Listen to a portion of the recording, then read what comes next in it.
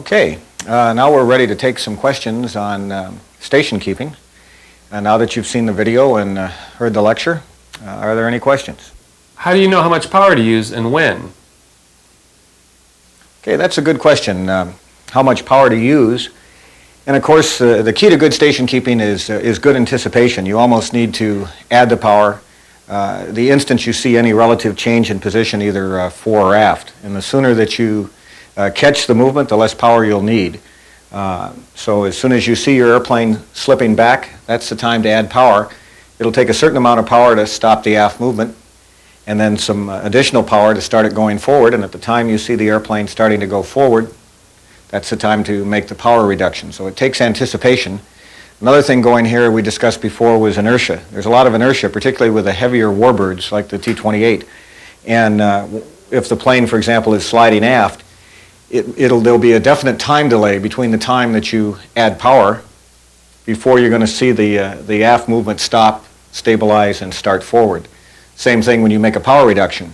You're not going to instantly see a change in the relative movement of the airplane because there's a lot of inertia. The plane has momentum as it moves forward. So the key to good station keeping is recognizing that relative movement early and making rapid small corrections rather than big late corrections. Well, John, why is it more difficult to fly a loose formation? And again, another good question. It comes up often in formation. The misconception is it's easier to fly in a loose formation, Brian, and a lot of people will go out and practice formation and think, well, I can do this by flying wide. This is safer. By being out here, I won't hurt anybody by flying wide, and it's safer. And it's really not. Everything is exaggerated when you fly in a loose formation, one or two ships out. You're not going to recognize relative movement or power changes as quickly. When you're on the outside of the turn, it's going to take a lot more power to maintain your position around the outside of the turn. When you're on the inside of the turn, and if you're flying wide and loose, once again, it's going to take a great big power reduction to maintain that relative position because, again, you're flying much more slowly on the inside of this circle. So all the movements become more radical. So it's a lot more difficult to fly in a loose formation. It's not where you want to be. You really compound your problems. It takes a better formation pilot who has a good understanding of overtake and angle off and everything else to maintain this sort of a position than it does to fly the proper fingertip position. So to answer your question, it's not as easy to fly loose formation, and that's not where you should be when you're learning to, when you're into your basic formation or learning to fly it. John, how do you stop the closure rate? That really goes back to the first question we have. Again, we're referring to closure rate reference station keeping, and once again, this is a fore and aft movement. And the key here is, just to reemphasize what we said earlier, the key here is to make rapid early corrections, small corrections. For example, if you were back too far and you needed to move forward, of course the proper application is power to move forward in the formation. Also, when you add power, the plane is going to tend to climb, and so it'll be forward stick application, same time. You start to move forward. At the time you see yourself moving forward, and before you've reached the position that you want to be in, you have to make the power reduction to allow for that overtake and inertia to take over. So again, making rapid early corrections and smooth corrections will greatly stop this seesaw motion that you may get into in maintaining position. John, how do you change the closure rate? Again, an excellent question. And all your closure rates, all your changes in close formation should be smooth. You should not see anything radical. Station keeping is really the essence of good formation. If you can maintain a position, a good position, it's not so important that is this correct or it's this correct or is this the proper position, you know, being 45 degrees back or 30 degrees back that we discussed before. The ability of good station keeping is to maintain the same relative position at all times. And if you can do that, then you can do anything in formation. And again, we're just reemphasizing the best thing are rapid early corrections rather than big late corrections to maintain that position. And again, it takes anticipation. It takes anticipation and a lot of concentration on watching the leads airplane. You can almost never take your eyes off him. So I hope that answers your questions on station keeping, because that's really the basic core of formation flying, the ability to maintain the constant position smoothly. And I guess I want to reemphasize too, you want no radical movements, and that's why we want nice smooth closure rates, nice positive, quick, early, small corrections. It's very disconcerting if you're the lead aircraft to see a man out on your wing violently pitching up and down or sliding forward and pulling back in the seesawing. This is where you get in trouble. Everything in formation should be smooth. Crossovers, station keeping, any movement should be smooth. Nothing fast, nothing radical.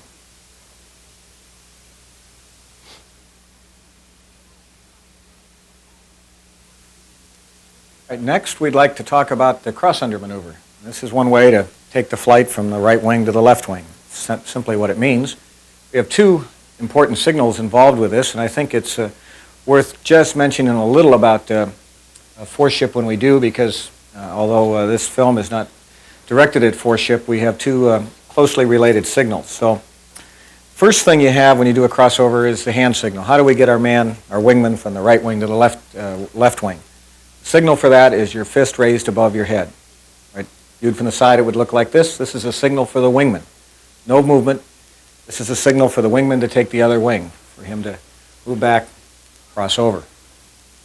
Of course, when he receives that signal, he'd give a big head nod that he received it. Now let's say that we're in a foreship.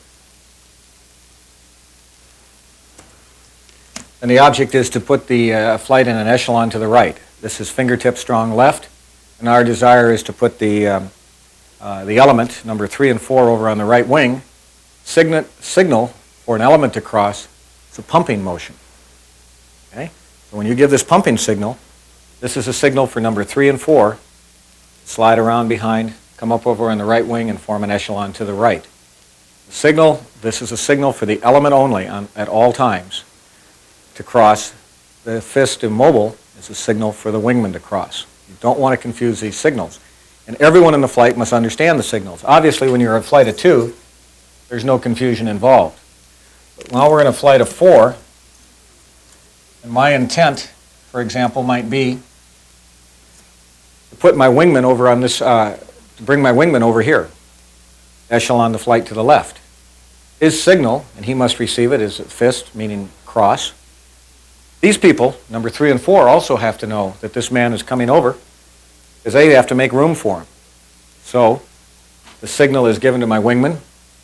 He acknowledges. The signal is repeated over on the left side to my element. They acknowledge. And then they will slide back and make room. When they've made the gap, the number 2 man can slide over with the echelon in the other direction. So those are two signals that must be understood by everyone in the flight and acted upon and not misunderstood. Obviously, if the signal was wrong, you might have a situation where both airplanes were coming back and trying to cross, and it happens, and then they kind of get back here and look at each other and try to figure out who got the wrong signal. So there is no place in formation for misunderstanding of signals. Since we're basically talking about a two-ship element, or an element rather, 2 airplanes, let's talk about the crossover maneuver and how it's executed. You've been given the signal.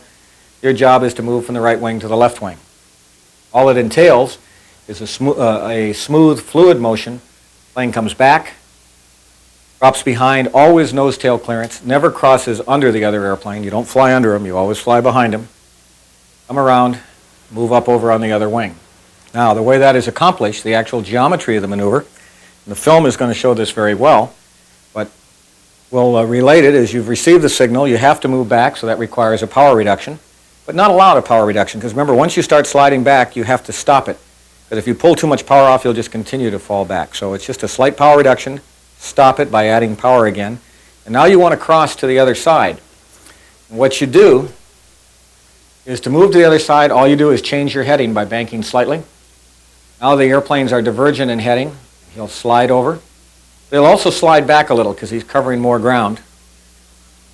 Bank again, change your heading to parallel the lead aircraft and add power to move forward. All there is to it. But it should be down and back and over and up, and it'll look very fluid. But in fact, a lot is going on because it entails a heading change, a power reduction, power adding, and another heading change as you come up on the other side. When viewed on the video, it's going to look very fluid, but it's made up of many elements. The biggest error is to pull too much power off, slide too far back. You bank just slightly to change your heading. Now you've turned, and as these planes are continuing ahead, this plane is flying a different course, and so you end up further back over here.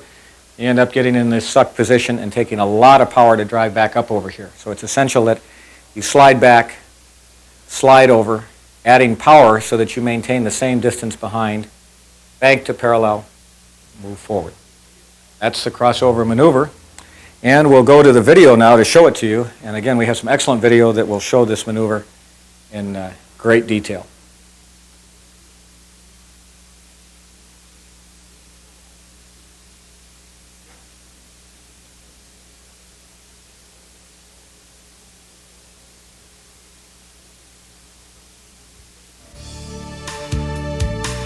During the first tape, great emphasis was placed on learning the skill required to maintain station keeping.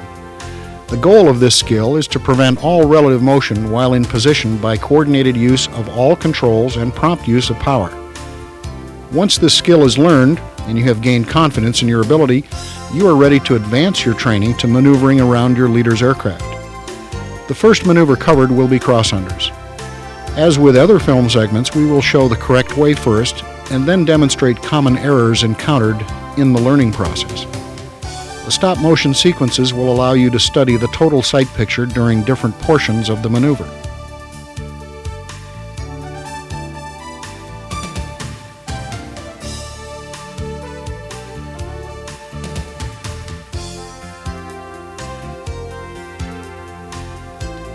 All formation flight configuration changes start with station keeping fingertip. Whether 2 or 4 ship, strong right, strong left, the starting point is always the basic 2 ship in fingertip parade formation. The basis for this protocol is to assure a standard by which all flight members can observe and acknowledge all hand signals in addition to other military tactical considerations. As the wingman, always maintain your position until commanded to move by your leader. When required, your leader will give you the cross-under signal. As he gives the signal, he will look to you for acknowledgement.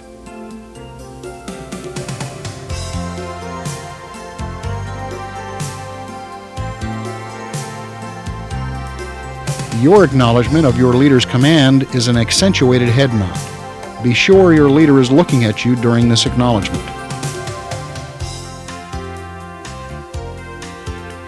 The cross-under is a slow, deliberate, and coordinated maneuver comprised of 3 separate segments. 1. Moving down and aft. 2. Crossing from one side to the other. And 3. Moving up and forward, returning to station-keeping parade position. By coordinated use of all controls, take additional step down, move aft to provide nose-to-tail clearance, and perform the cross-under maneuver. The actual maneuver is fluid and graceful with the 3 movement segments connected in a seamless manner. When performed correctly, there is little or no perceptible heading or angle of bank change.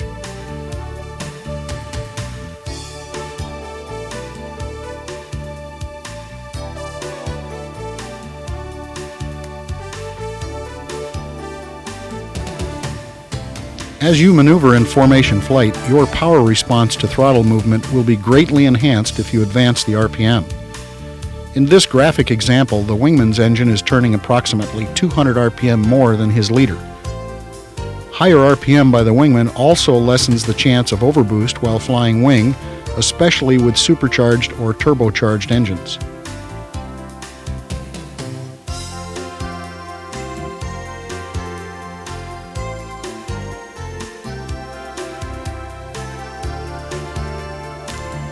The finite control of relative motion and the impact of inertia are readily apparent in cross-unders.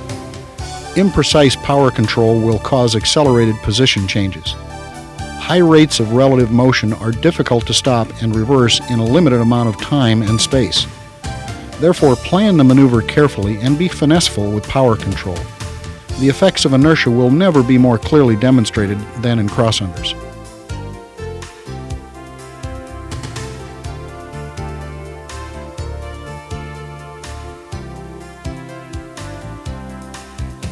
Let's repeat the cross-under maneuver done correctly. We begin as the leader is signaling the wingman to cross under.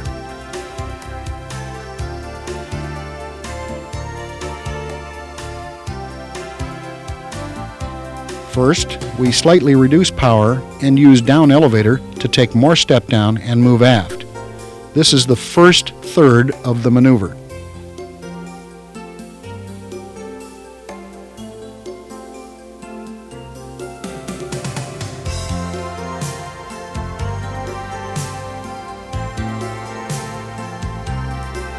Just prior to reaching 20 feet of step down and 10 feet nose-to-tail clearance, add power to stop aft movement. Notice the sight picture of this position. During your practice sessions, you may want to dwell in this position momentarily to become familiar with the view.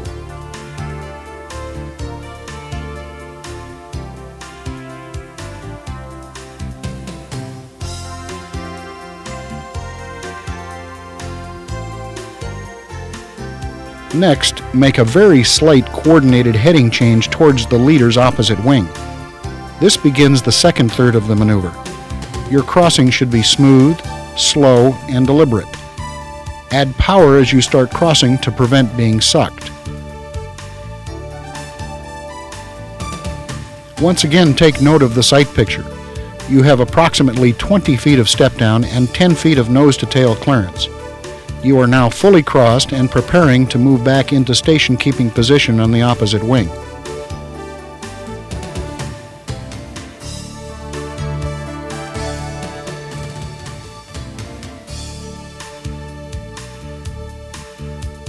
Now add power, slight up elevator, and move into station keeping parade position.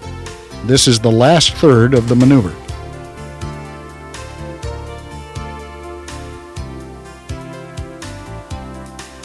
When in position, reset power and maintain station keeping parade position. Maintain your concentration and be alert for your leader's signals.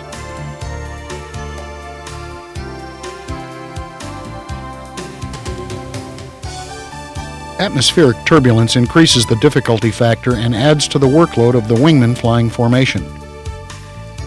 Induced turbulence during the cross-under is caused by not enough wingman step down, thereby placing his vertical stabilizer in the lead aircraft prop wash. This will manifest itself by a slight uncommanded pitching and rolling motion. The solution is to increase step down and avoid the prop wash.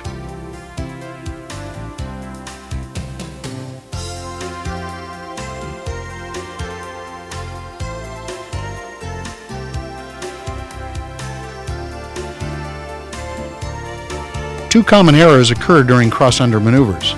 The most common error is becoming sucked as the result of removing too much power at the start of the maneuver.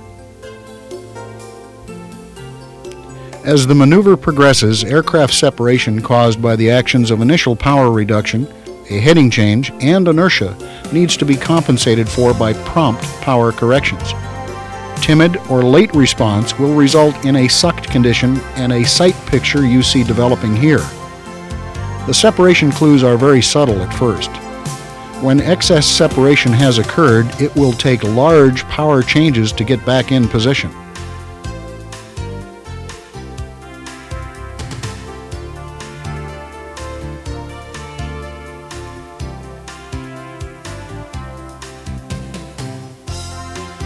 From this sucked condition, the large power application required to accelerate and close the gap will result in an equally large power reduction to stop the closure rate. The wingman is now faced with a more difficult situation which could develop into a fore and aft seesaw motion requiring large power modulations. This is why we stress the importance of early, rapid power corrections.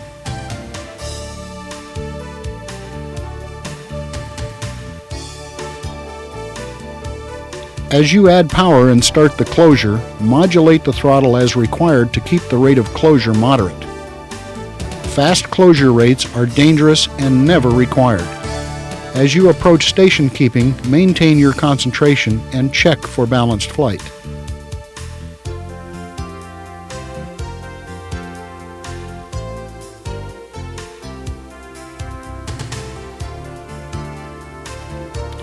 All through the classroom and video sections of the film, we continue to stress the importance of prompt recognition of position change and controlling rate of relative motion. In perfect formation, it may appear that a wingman is in lockstep stationary position. Indeed, this sight picture of little or no relative motion is our goal. In reality, the result of our concentration and workload only assures that our station keeping position is dynamic, but controlled, constantly changing, which requires the wingman to be continuously making small corrections. The wingman's timely perception of a correction needed and the speed of his control input to compensate directly affects the quality of formation flight.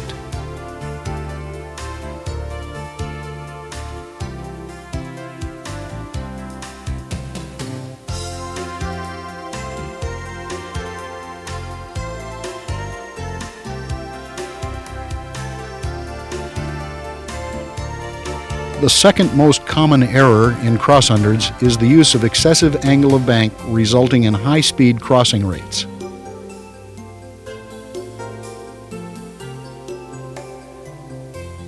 Typically, any angle of bank resulting in more than approximately 1 degree of heading change will be excessive. The result is accelerated relative motion in close formation with a potential for airborne collision. Safety demands more precise control of aircraft position change.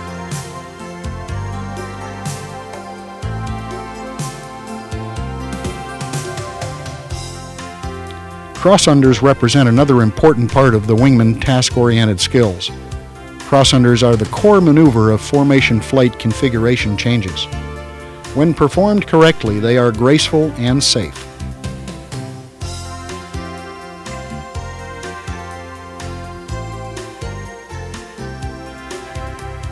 When performing cross-unders, observe the following flight safety items.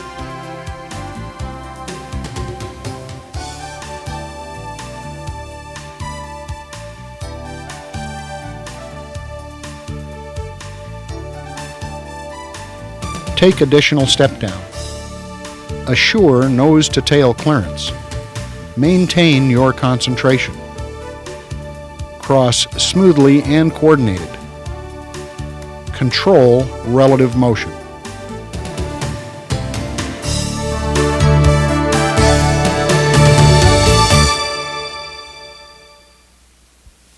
We've talked about station keeping, how to maintain position. Now we're going to expand this into some of the other formations. And there are many types of formations. There's echelon, there's fingertip, there's diamond.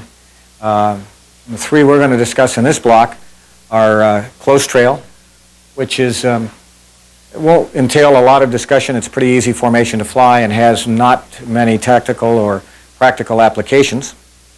And then we have extended trail. This is a formation that's an excellent training maneuver. It's kind of called a tail chase. And we'll teach you a lot about rejoins and angle off, and overtake, and so on. Extended trail is a great training maneuver. And then we have what we call route or cruise formation, and this is what you might use going cross-country to sort of relax, open up the formation, become another pair of eyes.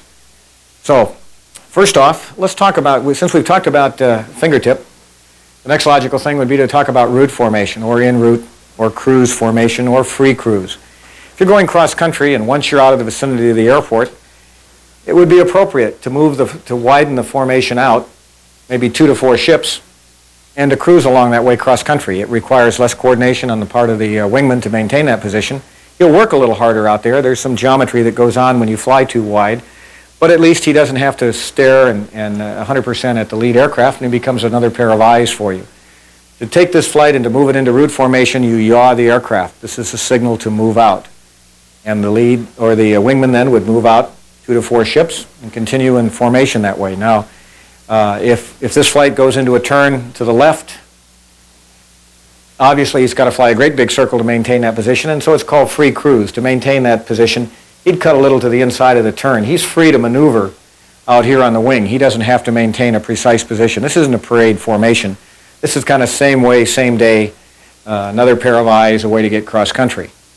Now, when you've gotten to where you're going and you want to look good again and bring the formation in tight, you give the signal for a rejoin, which is a wing rock. You rock your wings.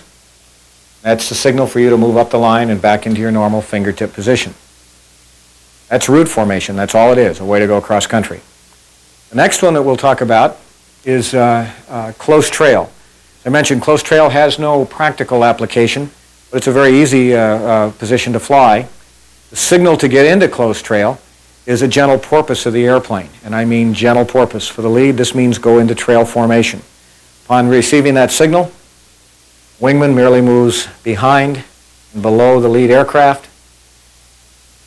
He'll be about 1 ship back, no more than 1 ship. And he'll have nose-tail clearance at all times, and he'll be stacked below.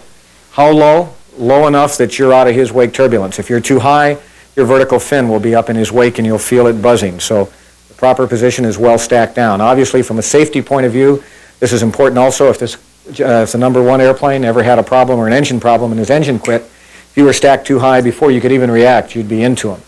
But if you were stacked low like you should, no matter what happens to him, if his engine blows up or his propeller falls off, you'll just slide by underneath him. So obviously, there's a good reason for stacking down.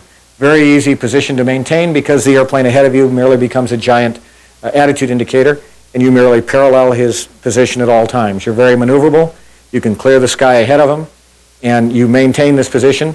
You use power to take care of the fore aft, and the rest of it is merely paralleling this fuselage. It's deceptively easy to fly. The one thing you'll notice is if he goes into a climb, you'll immediately overtake him because as his nose goes up ever so slightly ahead of yours, his plane will slow down before yours. You'll tend to overrun him, require a power reduction, and then power back in to match it. As he goes downhill or pushes over, and you never use negative G's, never use negative G's in formation, but as he lowers the nose, as he goes down, immediately when his nose goes below the horizon, he will accelerate first. You'll tend to fall back on him in a descent. You'll have to add power to catch up again because a half a second or whatever later, before you start down and accelerating, he'll start away from you. Requires addition of power. So this is anticipation again. This is close trail. You're going to see a good video on it, or you're seeing a good video on it. It's very easy to maintain. The one that has many training applications that will teach you all about rejoins, angle off, cut off, and is really the essence of formation and formation maneuvering is extended trail. Extended trail, same deal, except you're back 2 to 4 ships behind the lead aircraft. The signal to go to trail, of course, is the same thing. You're up on the wing. You want the flight to go to trail. You porpoise the airplane. Just gently porpoise your airplane. But now, in addition to that, you tell your wingman to go to extended trail. That's the only way to get him to go back further. So now he goes behind, he's stacked below, but he's now 2 to 4 ships behind you. Whole new set of problems presents itself now. This is a good one. In close trail, remember I said you're going to need power applications. When the lead airplane goes up or down, you're going to need some power to match him. In extended trail, the lead sets a power setting. And we should mention on power settings, the lead, unless he's going into a climb, descent, makes very few power changes. Power changes for a lead aircraft in formation, any aircraft, would be a takeoff power setting, which is something less than max power, a climb power setting, which is something less than the normal climb power setting, and a cruise power setting. And when you make a descent in formation, you just leave the power where it is, constant power. You don't make big power changes. Because if you can make very little or no power changes as a lead aircraft, it's much easier for your wingman to follow. So a good leader is making minimum power changes. You'll only be dealing with a low to medium cruise power setting, a lesser the climb power setting, and a lesser than takeoff power setting. Now, extended trail, again, no power changes by the lead, no power changes by the wingman. He'll maintain his position here in extended trail by use of angle off and cut off. And he'll move forward by turning inside a turn and fall back by going to the outside of the circle. And no power changes. Once you see this and once you get this picture, and the video will show this very well, you will have gone a long way in increasing your knowledge of formation and in formation rejoins, and you'll be able to go on to the next stage. The other thing that happens in extended trail, you're not mirroring his position like you were in close trail. You're merely maintaining your spacing behind him, and you're free to maneuver in a 60-degree cone behind your lead aircraft. This is a tactical formation. With slight adjustments, it becomes a fighting wing, a position that a wingman would be in to protect his lead airplane in air-to-air combat. It's a very maneuverable formation. So, if you will, picture a 60-degree cone or funnel behind this lead aircraft that he's free to maneuver within to maintain this position. So what happens? We go into a turn. To do extended trail, the lead aircraft should be in maneuvering flight. He needs to be turning gradually, not rapid reversals, but gentle turns, lazy 8-type maneuvers to give this guy practice in trail. If you just fly straight and level in extended trail, your wingman has nothing to play with but power. If he's too far back, the only way you can catch up is by adding power. If you're overtaking, the only way you can fall back is big power reductions. Well, that's not the purpose of extended trail. Extended trail is a maneuvering flight. So the lead commences a turn. Obviously, to maintain this same distance, you're going to have to cut him off. If you're falling behind, you turn inside him and you start to close on the lead. until you start to get too close, and then your throttle then becomes your bank angle. If I'm getting too close, I merely bank to the outside of his turn, and as I go to the outside of the turn, I'll automatically fall back. When he rolls out of the turn, I can roll out of the turn and slide back more and trail with him. So I continue to maneuver in this cone behind the lead, and using cutoff, if the cut inside his turn, if I want to catch him. If I'm overtaking him too much, I merely bank to the outside of the turn, and I slide left and right, and immediately separation will gain. You'll gain separation. So this is a great training maneuver. It's a lot of fun, and it can progress to increasingly steep and more radical maneuvers as you become comfortable back there. One of the keys from the lead's point of view, if he's monitoring how his wingman is doing, every time this man looks back over his shoulder as he maneuvers, you better see this wingman inside the turn. Because if he's not, he'll be falling back. If every time he looks back he sees the wingman on the outside of the turn, next time he looks he's going to be here, and the next time he looks he's going to be way back here. So anytime you're maneuvering in this in-trail formation and you start a turn, a good wingman is immediately cutting you off, heading to the inside of the turn. So that's one way of you can tell immediately as a lead if your wingman has the picture behind you. All right, now you've flown along either an extended or close trail. You want to end this maneuver and get your wingman back on your wing. The signal for a rejoin is a wing rock. Just rock your wings. This means rejoin. Which wing do we join on? Big test question. You join on the wing, not on the right, not on the left. You join on the wing that the leader wants you to join on. If I have good reason to bring you up on my right wing, I'll bring you on my right wing. If I have a reason to bring you on the left, bring you up on the left wing. The reason might be proper configuration for the ensuing landing. Maybe the sun is over here. Maybe you got a big sun over here late in the afternoon, and I don't want you looking into the sun. So I'm going to bring you up over on my right wing so that you don't have to look into the sun. All those things might be a factor in which wing I have you rejoin on. So I rock the wings, means rejoin. Whichever direction I turn, that's the wing I want you to join. If I turn right, you join on the right wing. If I turn left, you join on the left. And this gets into the rejoins, but we'll cover that in our next block of instruction when we cover rejoins. So that ends our discussion on close extended trail and route or cross-country or cruise formation.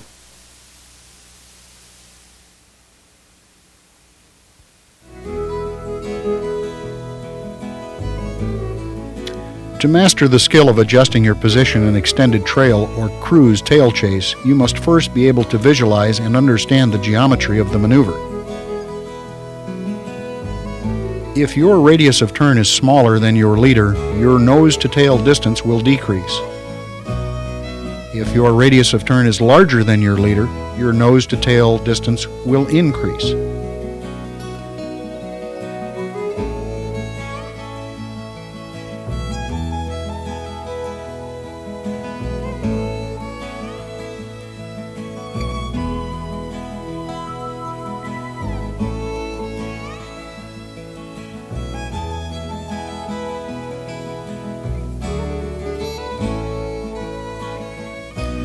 This view is close trail. Approximately one plane length of horizontal spacing and enough step down to provide clearance from your leader's aircraft turbulence.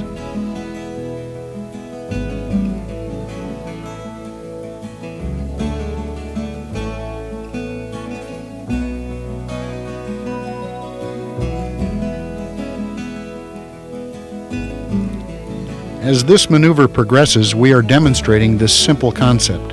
Starting from close trail, we first move to the outside of the turn. Notice how much additional nose-to-tail clearance has developed as the result of a larger radius of turn.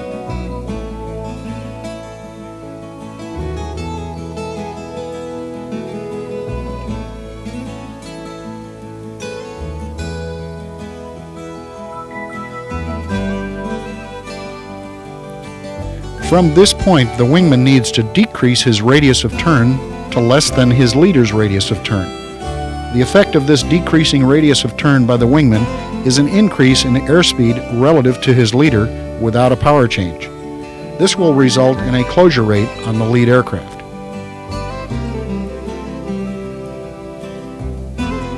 Notice the instant relative motion as the angle of bank is increased, thereby reducing the radius of turn for the wingman.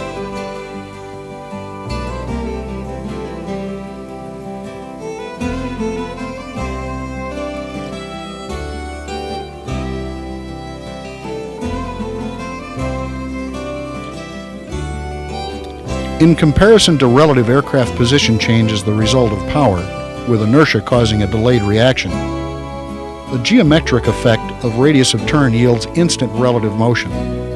Being able to perceive and precisely control relative motion by flight path geometry is the mark of an excellent formation pilot and a prerequisite to mastering rejoins.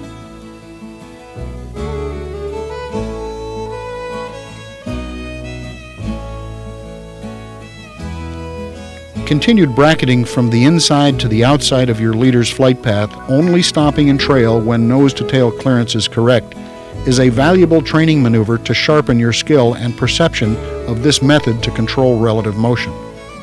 With practice, you will find this maneuver an enjoyable exercise and your reactions will become instinctive.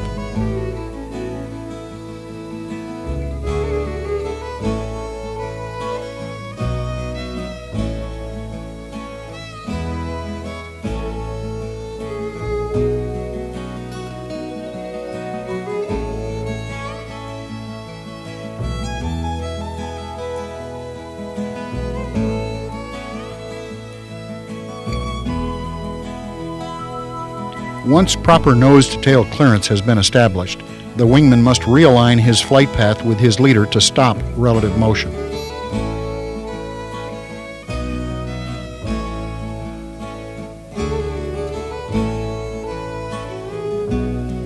Avoid the inclination to modulate power in an attempt to maintain position. This exercise is designed to teach you the dynamics and geometry of relative position change without the need for power. All maneuvering is smooth and coordinated. Unbalanced flight induces drag and distorts the course line changes. Always maintain step down.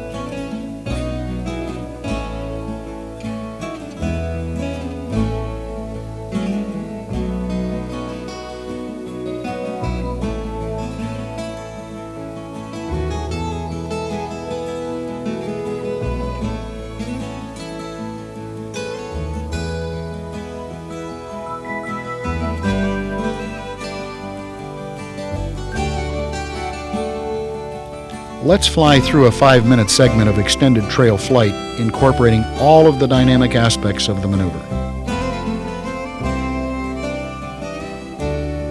When your leader gives you the in-trail signal and you acknowledge the command, he will make a slight turn away from you, allowing you to enter the one plane length close trail position.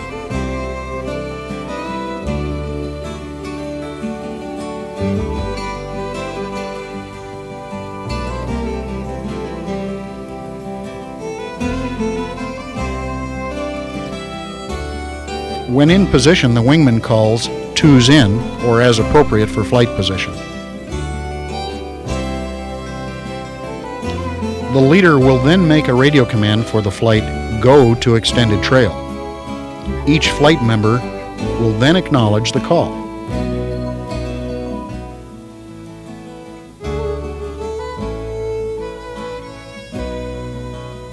The leader will then continue turning and make no further power changes. By using the radius of turn concept, each flight member takes additional nose-to-tail clearance of approximately 4 to 5 plane lengths.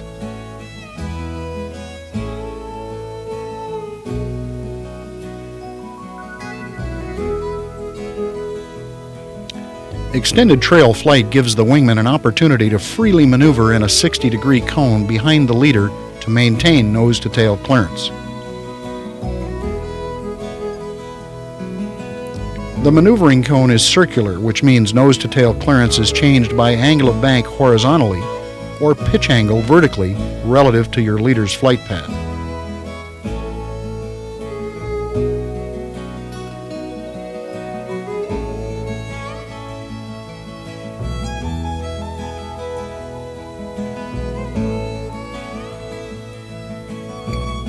Adding climbs and dives to the turning maneuvers while in extended trail introduces acceleration and deceleration effects which must be compensated for to maintain spacing. When your leader points his aircraft nose down and begins to increase airspeed, his acceleration will lead yours, which will increase the nose-to-tail clearance.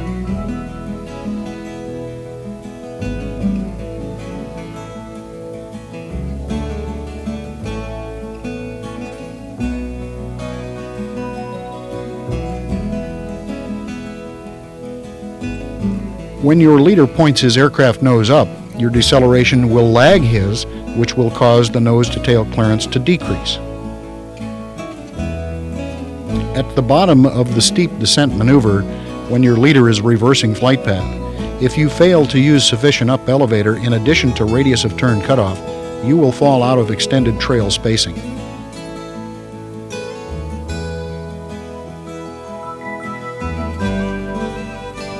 During Lazy 8 or wingover type extended trail maneuvering, you are constantly flying a dynamic flight path as necessary to control nose-to-tail clearance on your leader.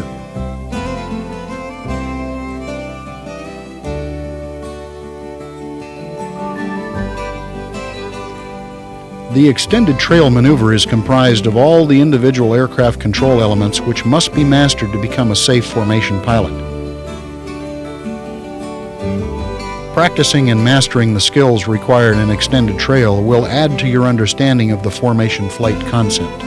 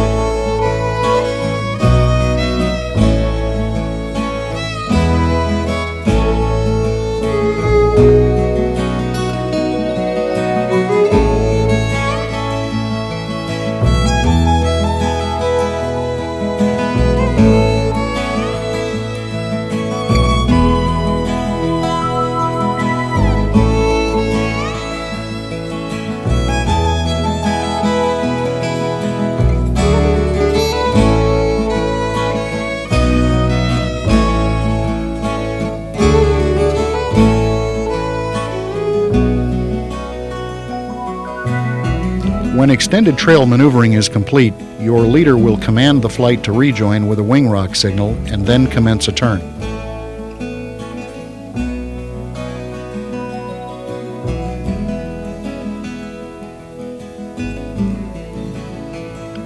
The wingman rejoins on the inside of the turn and closes up to parade position. Notice the cutoff being used by the wingman. This is the essence of the principle in the previous video segment. Once the cutoff skill is mastered, rejoins will become instinctive.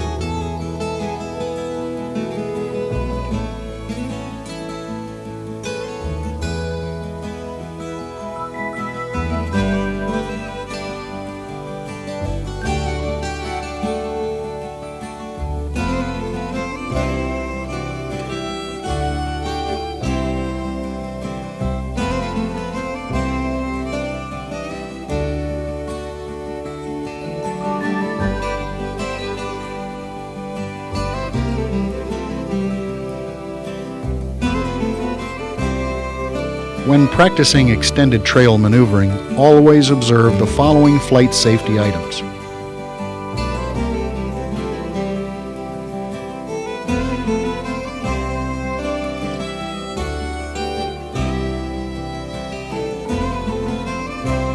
Always keep your leader in sight.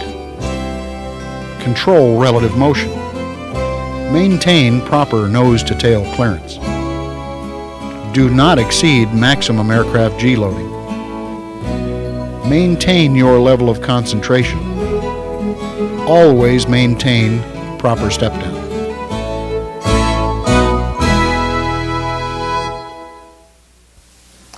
All right, our next subject will be formation rejoins, breakup and rejoins. This is really the essence of formation flying. It can be a very difficult maneuver, and it's a maneuver that will require a lot of visualization, and hopefully the video will give you the proper picture of a proper formation rejoin. We can talk all about the geometry and the mechanics of it, but if there's any maneuver that you have to see in practice, it is the formation rejoin. I think if you talk to tactical fighter pilots, that sometimes this was a badge of a good fighter pilot, was how quickly he could effect a rejoin. Once a flight was broken up, how quickly he could get back in position. Being able to visualize a good rejoin had a lot to do with being able to shoot down another airplane, because we'll be talking about a lead pursuit curve. So if maybe you're good at duck hunting or at shooting, it has to do with literally getting yourself in a position that would shoot another airplane down. And some people will get this picture right away. Other people it'll take longer. So this is a difficult block of instruction, and we hope we can get it across to you in a way that you'll find useful. Okay, now before we can do a rejoin, we have to get the flight apart, separate it. So this is the breakup portion. And we would start off, and this is sort of a canned maneuver, but we have to have a way to separate two airplanes and then get them back together to practice this rejoin maneuver. So it's normally, and we're dealing with a two-ship, but if we were dealing with 4 airplanes, the maneuver would be the same. But your initial training should be in two-ship, and this is what we're discussing. All right, the flight's in a echelon to the right, and the signal for a breakup and rejoin is your finger above your head, just like we have in the formation manual. This means a breakup, and that's followed by fingers giving the number of seconds, or the interval between the break. And I would assume that about 5 seconds would be fine. This will get you plenty of spacing, not too much, not too little, to effect a decent rejoin. So when a rejoin is going to happen, lead puts his hand over his head, gives a number of seconds. Rejoin coming, 5 seconds. A lot of times you'll see a guy kiss off at this point and say goodbye. Bam, he brakes. 5 seconds later, the wingman brakes. You do a 180-degree turn, you should roll out probably about a quarter mile in trail with the lead aircraft at matched airspeeds. So the brake would occur, the planes would do a 180-degree turn, and they would roll out in trail. Now, a couple calls here are important. Once you've rolled out in trail behind the lead aircraft, your call should be 2's in. Lead doesn't have eyes in the back of his head, so he wants to know the number 2 airplane is ready for the next portion of maneuver. So your call is 2's in. The next thing you need to know is matched airspeeds. In the T-28s, we use 140 knots for a rejoin airspeed. That's based on our best climb speed, because most rejoins are effected in a turnout after takeoff, in a climbing turn, and that would be 140 knots. T-34s, P-51s, T-6s are going to use some other speed, which will be a pre-brief speed. If your speed varies from that, if you're practicing this at altitude, no climb is involved, it's a level maneuver, maybe the lead aircraft is at 170 knots. If the lead aircraft is not within 10 knots of the pre-brief speed, he should call it out. So he rolls out and he'd say 170 knots. That's the clue to this guy to adjust his airspeed so that he's within about 10 knots of the lead's airspeed. He'd like about a 10-knot overtake. Obviously, if this guy is at 200 knots and this guy is assuming he's at 140, this rejoin's never going to happen. So if you're not at the pre-brief speed, call it out. 170 knots, 2's in. 2 essential radio calls. Now you continue this maneuver, and it's like a racetrack pattern that you'll be flying, and once this man has said 2 is in, lead aircraft is going to rock his wings, meaning rejoin. The signal for a rejoin is rocking your wings. It's not a violent maneuver, it's just a nice gentle wing rock, but it's got to be big enough that the airplanes in trail with you can see the signal. You don't want a little tiny bobble so that it's confused with turbulence. So a nice wing walk, that means rejoin. The next thing then, the lead will begin a turn in either direction to start the rejoin maneuver. Something I want you to carry away from this, and this is extremely important, and it leads to a lot of misconceptions. The wingman, the number 2 man, always joins on the inside of the turn, not always on the left or always on the right. He joins on the inside of the turn. In other words, whichever way the lead aircraft turns. And it's up to the lead, which way he wants to go, which wing he wants his wingman to come up on. In this case, we're going to turn left, but it's not automatic. But a left turn after the wing walk means rejoin on my left wing, and now the maneuver has begun. And we'll commence with the rejoin. So now we've done the breakup, now we're going to talk about the rejoin. A good way to show it would be with the lines that we have drawn here on the wall. The 2 airplanes are in trail at the completion of the 180-degree turn. And now the lead has entered his left-hand turn. And he'll go into about a 20 to 30-degree bank. The first thing the wingman wants to do is cut inside that turn. Now, if I'm a good leader, would look back over his shoulder. If you look back over your shoulder and you don't see this guy inside your turn, he doesn't have the picture. You must be inside the turn to effect a rejoin. If you look over your shoulder and number 2 airplane's in trail with you, all he's going to do is chase you around the circle. He's never going to catch you except by having excessive speed, and it'll take a lot of speed to catch up. You'll never get there. Likewise, a lot of times you'll look back over your shoulder and you'll see your wingman on the outside of the turn. It's not going to happen. So as soon as that turn commences, a good aggressive wingman is going to start his turn and start cutting off the lead aircraft. And by flying a lead pursuit curve, by flying a smaller circle, he'll gain on the lead airplane. I'll use these other 2 models to represent what it'll look at the completion of the maneuver as we get toward the tail end of the rejoin maneuver. Here's the start, and as these airplanes progress, this airplane is using cutoff and a slight speed increase of about 10 knots. You add power as you start this maneuver. So he's going 170, 180 knots or so would be appropriate with this airplane. And a picture that you have to get, it looks like you were going to shoot this airplane down. Your nose will be pointed slightly ahead of him, because if you were shooting, your bullets would be out here and this plane would be flying into him. If your nose is pointing behind him, obviously, you're never going to shoot this airplane down, you're never going to catch him. So the maneuver continues, and a good rejoin, I think, should be accomplished within at least 180 degrees. Good fighter pilot, and we're not trying to make you super aggressive. This should be smooth. It shouldn't be overly aggressive. We don't do this every day. We're civilian pilots. But any good military pilot would be in within at least 180 degrees. If it takes you a 360-degree turn, you don't have the picture. You're going to go to air shows and fly in situations where that's totally unacceptable, where a lot of airplanes have to get together in a short order, and you can't make 2 and 3 and 4 360s to get a 4-ship together. So I would say within a 180-degree turn, this wingman should have closed the gap and have stabilized and be in position. Okay, the rejoin progresses, and the thing that you have to visualize is this lead pursuit and the bit about having your fuselages parallel. If you were perfectly parallel, the rejoin isn't going to happen either. But if you've pointed your nose behind him, you're going to be falling behind and not catching him. And if you point too far ahead of him and you're not parallel, you're going to be pointing out in this direction and you're going to fly ahead of the lead, go acute, and that's not comfortable either. So the proper position is near parallel, bank angle nearly matched, and it will look, the view from the lead or the view from the wing, and you're going to see this in our video, is going to look very much like that this airplane just grows in the windscreen. He just seems to just grow. He's not flying at you like this, like a missile. His bank angle and his fuselage is almost parallel, and he'll just continue to drive in. This airplane will just grow in your windscreen. If you're the leader looking back, you're going to see this man. It'll look like he's just sliding up to you, and this is what you want. As you reach a spot about 2 to 4 ships out, you'll want to parallel the fuselage, stop the overtake, stabilize, get everything under control, then move in that last little bit and just slide into position. But you want to get this speed and this excess speed all bled off, so as you come in here, it just blends in, stabilize, and complete the rejoin. Now, common mistakes you're going to make are being too aggressive. You're going to come in, you're going to have too much speed in your overtake, you're going to be pointing too much ahead of the lead aircraft, and you're going to come in, and the big mistake to make, and this is a killer, is when you start doing this. You start banking because you want to tighten up the turn to get away from them. This doesn't help at all. And anytime you as a leader, or you're checking somebody out or you're in a position, you see a wingman starting to do this to try to tighten his turn to keep away from you, now he can no longer see you. And all he's going to do is continue to do this and come right into you. This is where it gets deadly. So you must immediately recognize that you have too much overtake. And the first correction would be to correct with a little bit of power. If you're a T-28, you can use a little speed brake.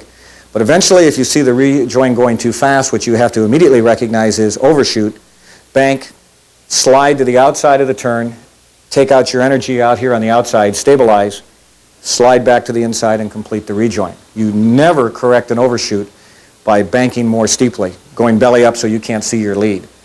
I remember in pilot training being briefed, my instructor telling me, boy, if I ever see you go belly up to me where you can't see me, it's goodbye. You'll never see me again the rest of the flight. I'm just going to leave you. And he meant it, because that's the most dangerous thing you can do.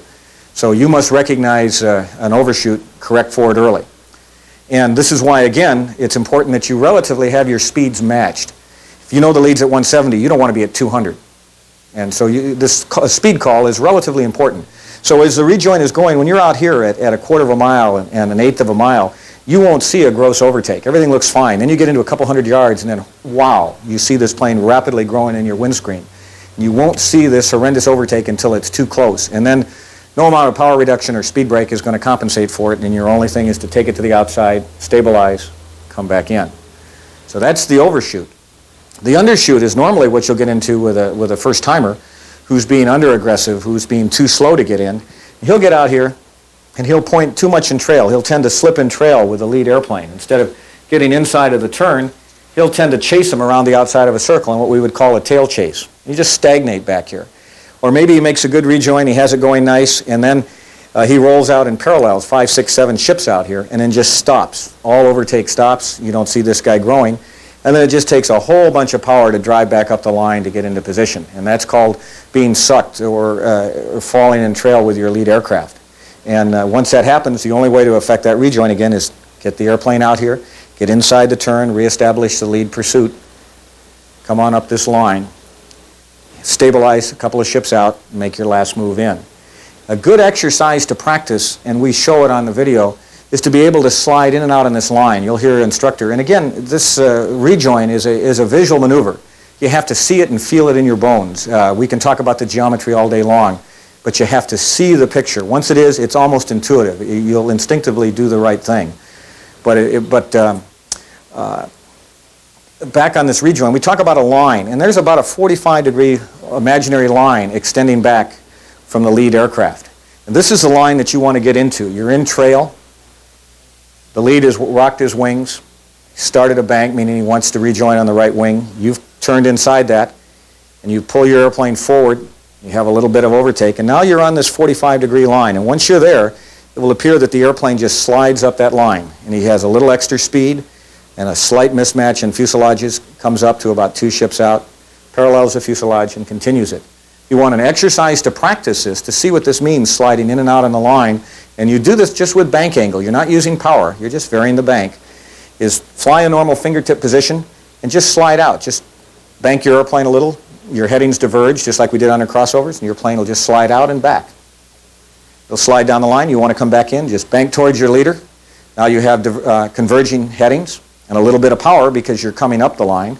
You're traveling a greater distance over the ground. So a little bank toward the lead, a little bit of power, and you'll slide right up this line. And you want to go back out the line, bank the airplane, your headings will diverge and you'll slide right down the line. And once you have that picture, it's really the same thing as a rejoin. Of getting that plane forward, getting on the line, sliding up the line and completing the rejoin. Okay, I think that should cover it. Again, of all of the maneuvers that we'll talk about, this is a maneuver that has to be experienced and seen more than just verbalizing it. So without further delay, we'd like to go to the video and show you what a good rejoin looks like both from the wing and from the lead position.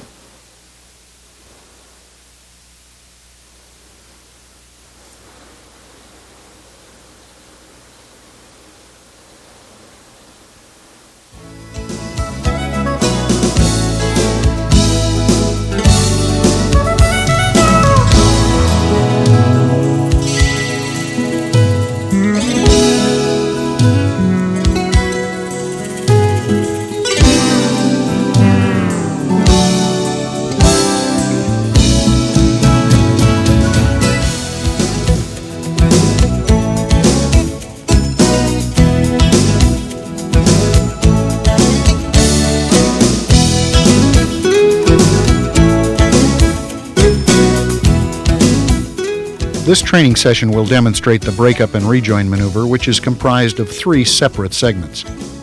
They are the breakup segment, the in-trail segment, and the rejoin segment.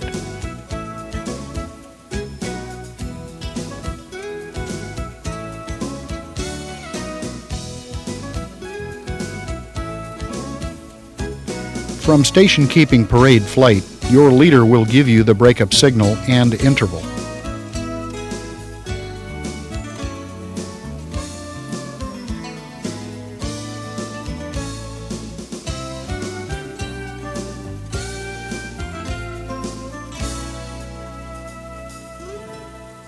After your leader breaks, you then break at the proper timed interval, usually 3 to 5 seconds.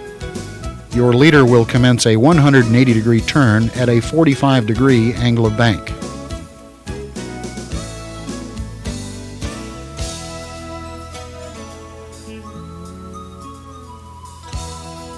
After you brake, turn into trail on your leader, matching his angle of bank and rate of turn. Keep your leader on the horizon.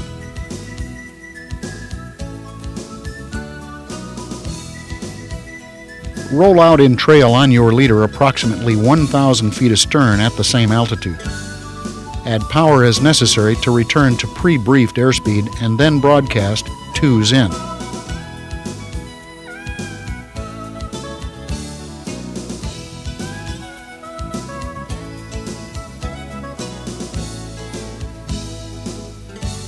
Your leader will perform a wing rock, which is the rejoin signal, and then commence a turn using a 20 to 30 degree angle of bank.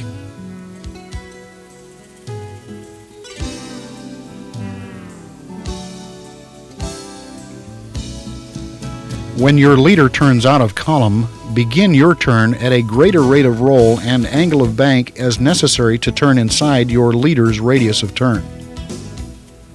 Continue turning to establish the desired 45-degree angle off bearing from your leader. Add some power to slightly increase airspeed. When proper bearing and cutoff are established, approximately match your leader's angle of bank.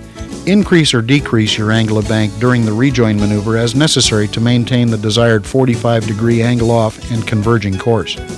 When you arrive at a point 4 or 5 plane lengths down the bearing line, slightly increase your angle of bank to equal your leader's radius of turn and slow the rate of convergence.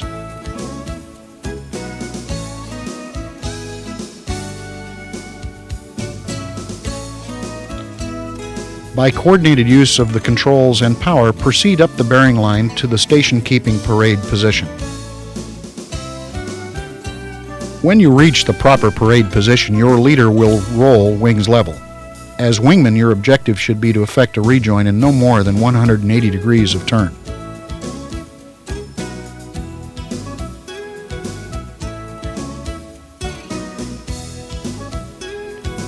Let's repeat the maneuver, adding emphasis on technique. Begin your turn when your leader's aircraft has turned out of column. Any delay will add spacing.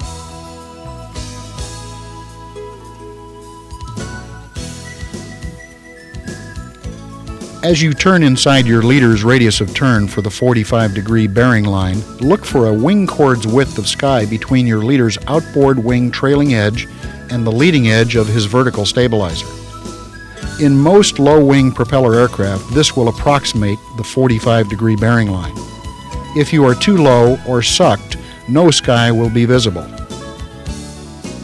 You should be at briefed airspeed plus 5 to 10 knots.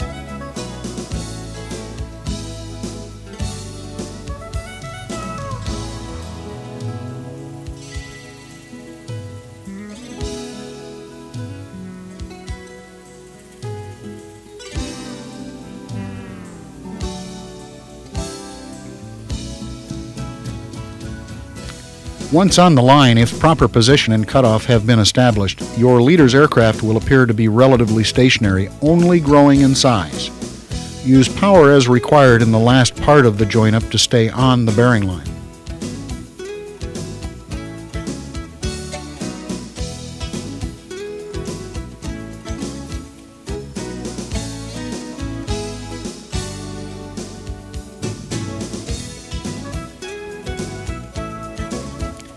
Being able to visualize and maintain proper angle off, in addition to a converging course, are the essential elements of a successful rejoin.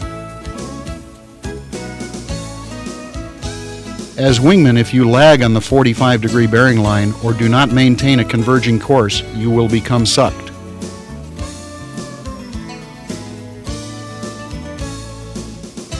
Once sucked on the rejoin, you must establish a new converging course to intersect your leader's flight path at an imaginary point in space ahead of his aircraft. This is the concept of lead pursuit. This will now involve 2 separate course changes to effect another rejoin.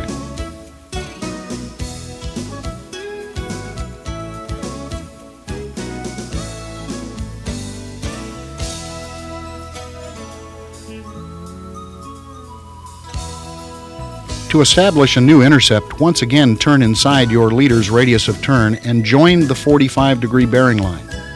When you are on the bearing line, adjust your angle of bank to maintain a converging course. Add power as required, but do not exceed engine limits.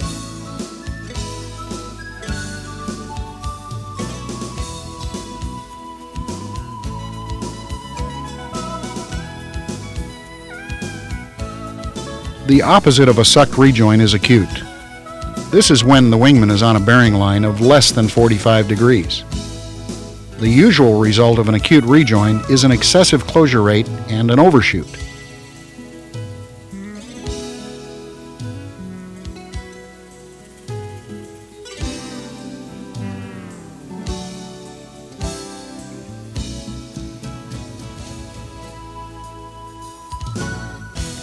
Notice in this scene the relative position of the wingman.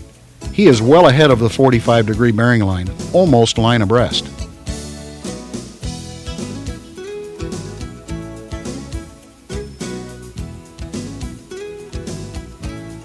As the maneuver continues, a successful rejoin is not possible. The high closure rate and acute bearing results in excess energy.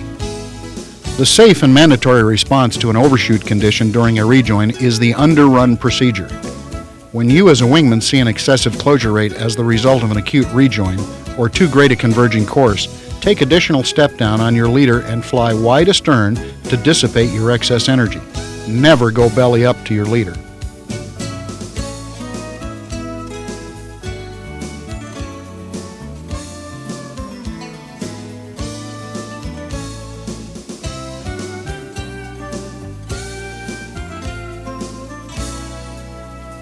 When all excess energy is dissipated, maintain step down, cross under to the inside of your leader's turn, and establish a new rejoin on the proper 45-degree bearing line.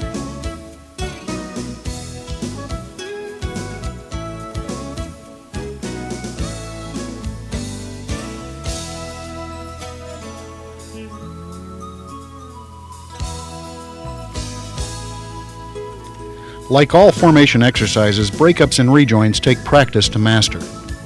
Remember the clues about the amount of sky on your leader's opposite wing and stay on the bearing line with your leader on the horizon. Do not take too much step down. Make heading and bank angle adjustments to manage your energy. Use power in the final segment to move into the station keeping position. When in parade position, match your leader's aircraft movements precisely and roll out of the turn about your leader's axis.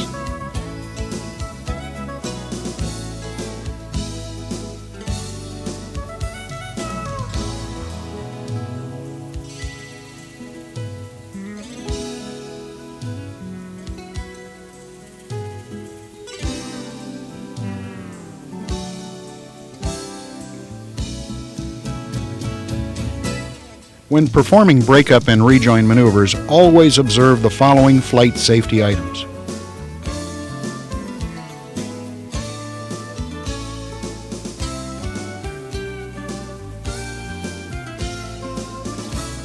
Always keep your leader in sight. Control relative motion. Maintain your concentration. Never go belly up on your leader. Know and use the underrun procedure. Never exceed engine power limits.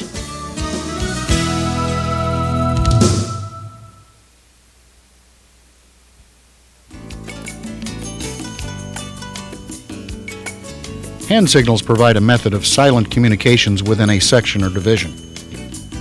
To receive and acknowledge a hand signal, the wingman must be in the proper parade position. When in cross-country or cruise flight, the wingman must be able to close formation and receive hand signals. In case of emergency or radio failure, hand signals may be the only way for flight members to communicate. Let's review the most common hand signals used in formation flight. Landing gear up.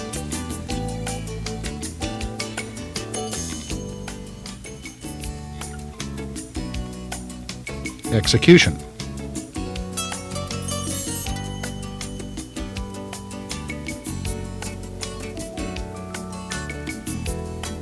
Landing gear down.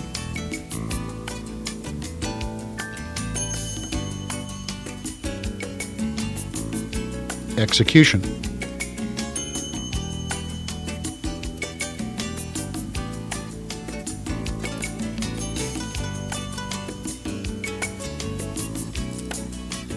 Flaps. Extend or retract.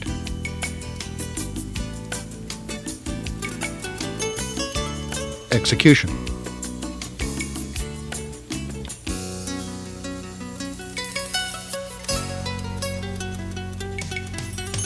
For the T-28 only, the speed brake signal.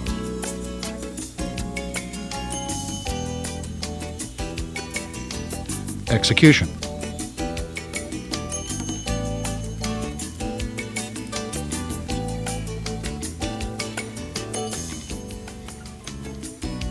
This is the level-off signal.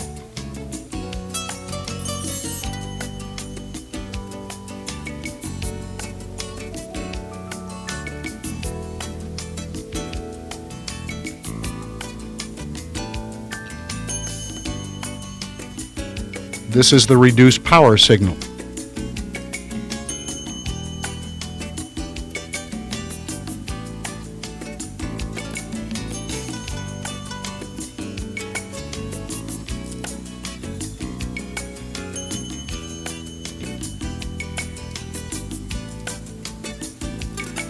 This is the add power signal.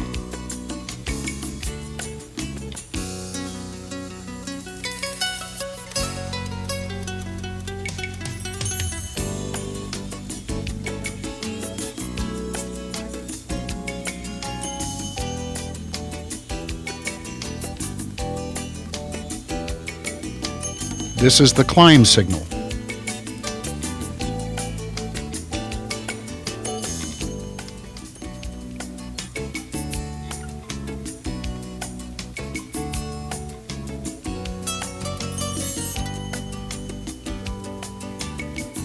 This is the descent signal.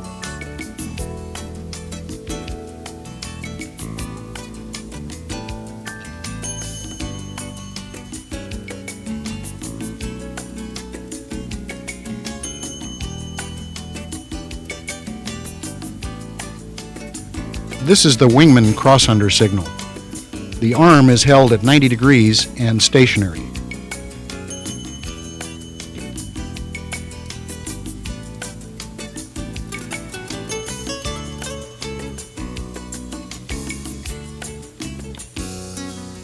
In four-ship flight, this is the element crossunder signal, a pumping action of the arm held at 90 degrees.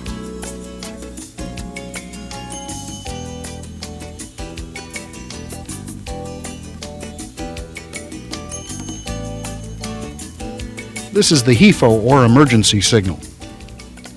In this case, 2 means electrical.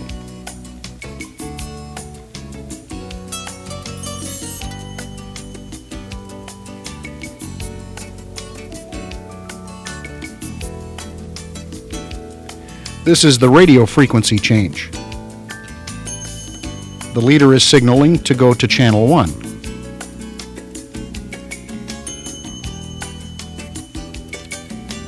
This is the cannot transmit or cannot receive signal.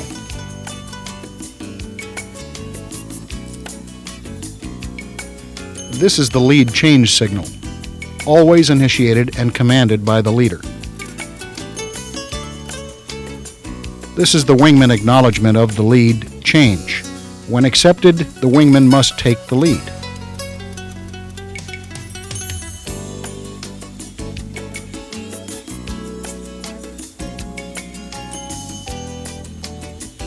Consult the Formation Flight Manual provided with this film for more study. Now let's return to the classroom to begin our discussion on formation takeoffs.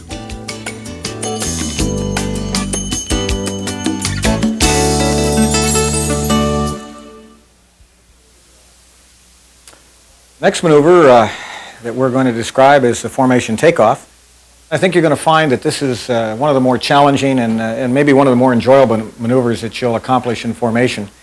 It kind of demonstrates what flight is all about. You know, you see your airplane transform from a land-loving vehicle to a flying machine. And it's interesting to see it happen from the wing perspective. It's easy to fly. However, there are some pitfalls that you must be aware of. And they're, like any situation, the takeoff is really the most dangerous part of a flight, of any flight, single ship or formation. If something's going to go wrong, have an engine problem or what have you, more likely to occur on takeoff. So even though it may be deceptively easy to fly, it's one that requires heads-up flying at all times. Now, a few things that are different about a formation takeoff from a single ship takeoff that may not be intuitively obvious that we want to stress. First off, line up on the runway. Line up, and maybe we should say the runway itself. You should not even consider a formation takeoff unless the runway is wide enough. You want to have plenty of wingtip clearance between the airplanes and plenty between the airplane and the edge of the runway. You never want to make a formation takeoff with overlapping wingtips on a narrow runway. You want a nice wide runway. If it's not 100, 150 feet wide, probably too narrow. The width of a runway is obviously more critical for the tail dragger airplanes, the P-51 and the T-6. Not as critical maybe for the nose wheel airplanes, but still important. So runway width. The second thing, we have to consider the wind and the lineup on the runway. And maybe we need to consider the turnout of traffic, what we're going to do when we're airborne, which would dictate lineup. If there was no if there were no wind and it was a calm wind condition, the lineup on the runway might be dictated by which way you're going to turn out of traffic and which side you wanted your wingman on. If you want your wingman on the right, put them on the right. You want them on the left, put them on the left. But if there's a strong crosswind or a wind, you want to put your wingman upwind so that the turbulence, any turbulence that you create will not be blown over into the wingman's path. So he should have smooth air. The wingman is always lined up upwind. Second thing, and this is probably the most important thing to communicate on that's different in formation for a formation takeoff, that's the lineup. The proper position is almost line abreast on the runway. Not the normal stack back 30 to 45 degree position for a wingman, line abreast. Very, very important and not intuitively obvious. The reason for this is, and it becomes more critical with tail dragger airplanes, but should you have a directional control problem on takeoff, should the lead blow a tire, have a brake hang up, have a rudder cable break, all this has happened, and all this has happened to warbird air shows that we could give you specific examples. This man lost directional control and veered to the right before he could ever harm this airplane is going to be immediately past him. However, if you ended up flying in the position that a lot of people seem to think is safer, they line up back here and lag on the takeoff. If this plane encountered a directional control problem or started to drift, this plane will have nowhere to go. He's going to be in front of him. You can't get stopped. Your only option is to go zinging off the side of the runway. So I want to stress the proper lineup or position is almost line abreast. Okay, we have a couple of hand signals that are involved in the formation takeoff. You've done all your run-up. Everything is fine. You've got the flight over to tower frequency or control tower advisory frequency if you're on Unicom. You take the active runway at all times, right from the start of the flight. The wingman should be looking at the lead aircraft. He looks over at the lead. Lead gives him the spool up signal. That means get your engine up to a minimum power setting, and this would be a pre-brief setting. In the T-28s, we're using about 20 to 25 inches of power prior to releasing the brake. So the lead would run his aircraft up to that.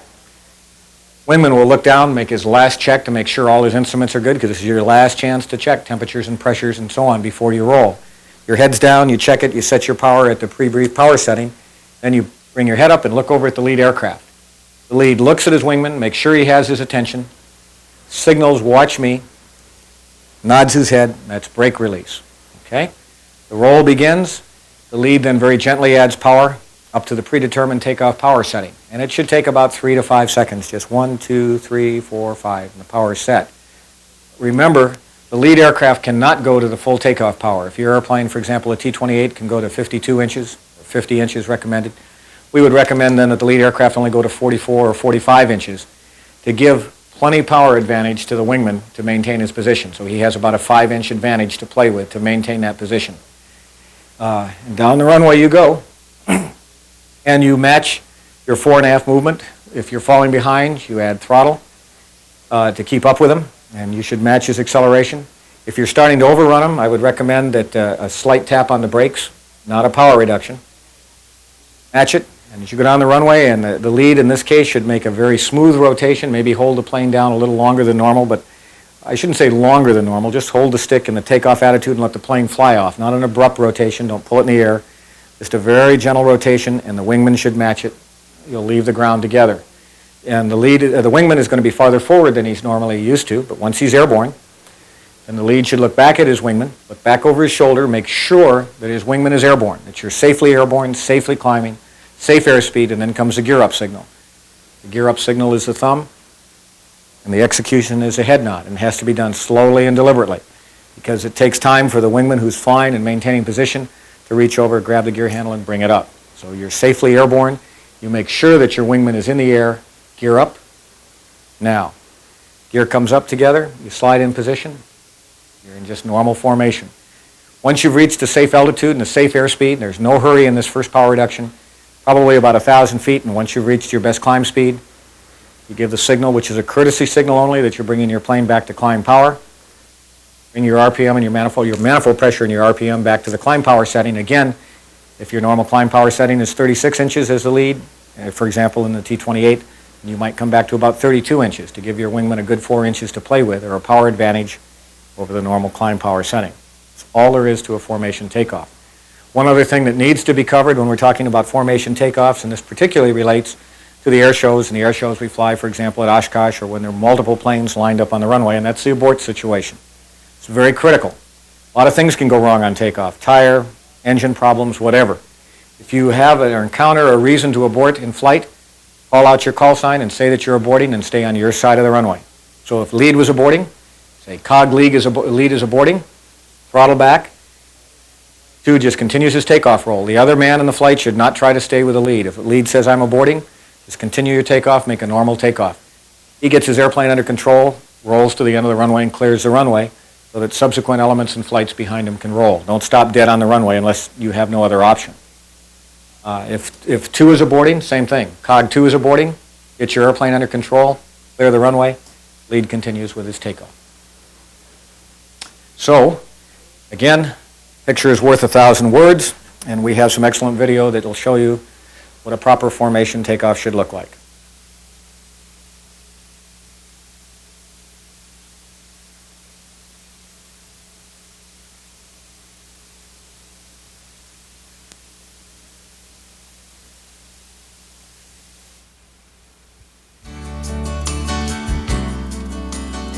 Formation takeoffs present a new type of challenge to a wingman.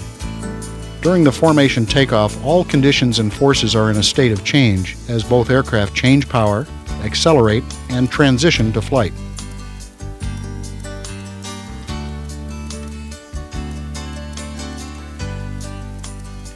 Line up in the acute position with 20 feet of wingtip clearance. Once at brake hold, never divert your attention from your leader and his aircraft until safely airborne, unless there is an emergency. Watch for the run-up signal, and when received, acknowledge it. Set run-up power and check your instruments, then watch your leader.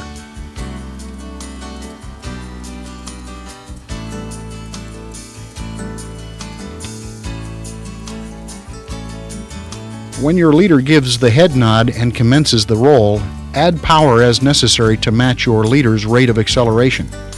Do not reduce power if overrunning your leader, but lightly tap your brakes if required for position correction. During the takeoff roll, maintain separation on your leader by use of the rudder. Apply crosswind control deflection as required to compensate for known wind.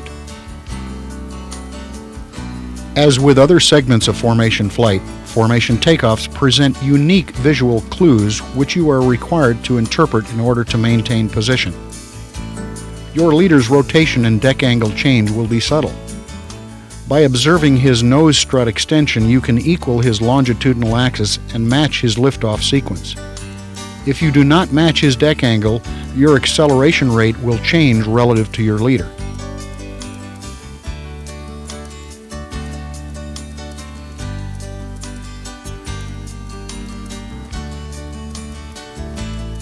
After liftoff, maintain position and await the gear up signal. When the signal is given, place your hand on the gear handle and await your leader's head nod for execution. Typically, you will still be at takeoff power. If you are becoming sucked, raise your gear slightly ahead of your leader. If you have gone acute, slightly delay your gear retraction. After gear retraction, when stabilized, move into station keeping parade position and await your leader's signal to reduce to climb power. This is a courtesy call and may not always be given depending on conditions.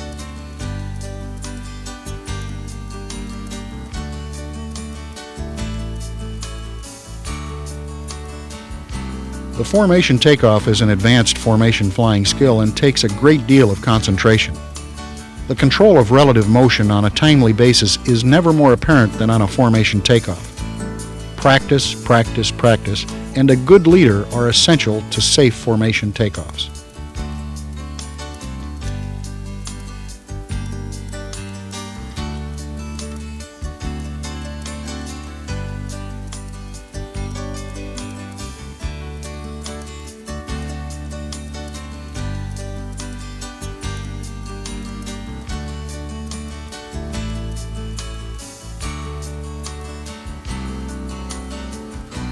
Let's review the complete maneuver from the wingman's perspective, observing the action and sequence one more time.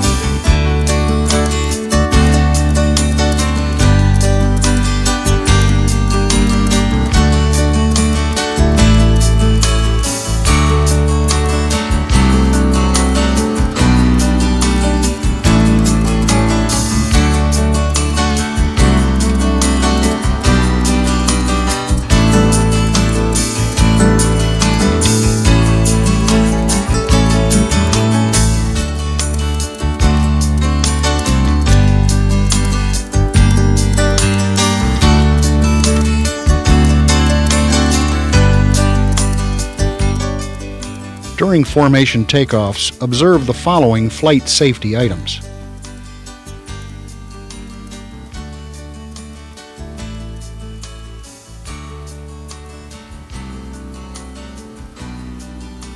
Maintain your concentration.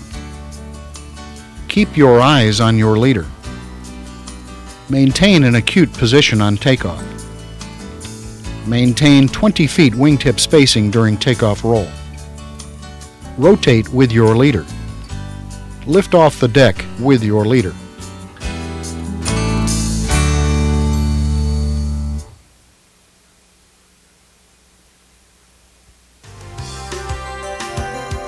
Prior to returning to the classroom for discussion on formation landings, let's ride through a typical formation flight preparing for a right echelon and an overhead approach.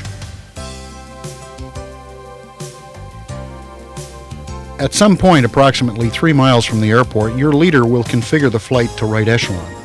Right echelons for left brake and left echelons for right brake. When in echelon, the leader will signal brake interval. The signal is passed through the flight. When in echelon, the flight proceeds inbound and the leader reports call sign and position on initial approach to the tower or broadcasts on the common traffic advisory frequency.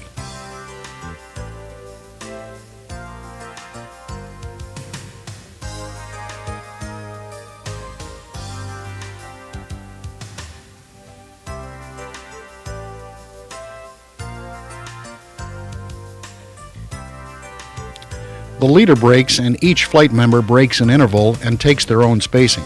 Once broken, all members are single ship responsible for compliance with all local course rules.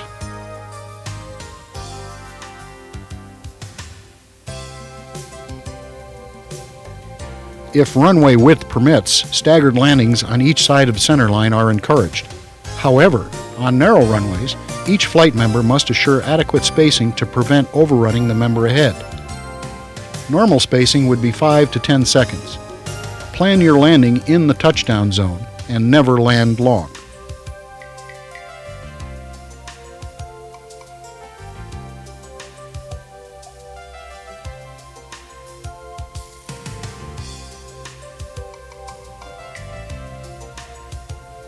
Starting with the leader, all flight members roll to the end of the runway before turnoff.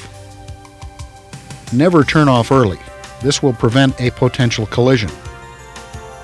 Clear on your side. Never cross until clear and reaching the end of the runway.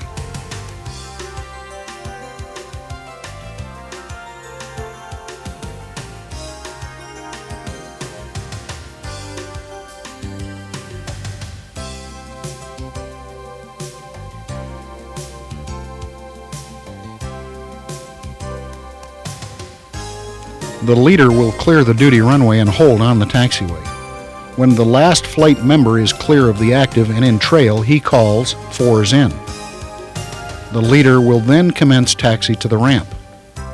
All flight members taxi with equal spacing and aircraft configuration as set by the leader and his wingman.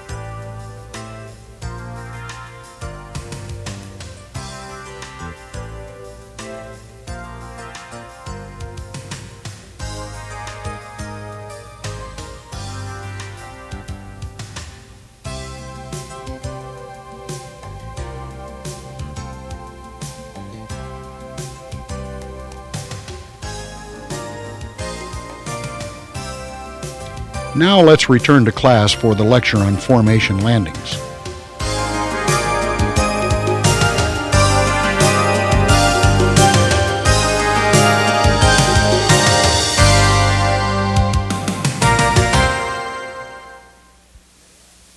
Okay, you've seen the formation takeoff.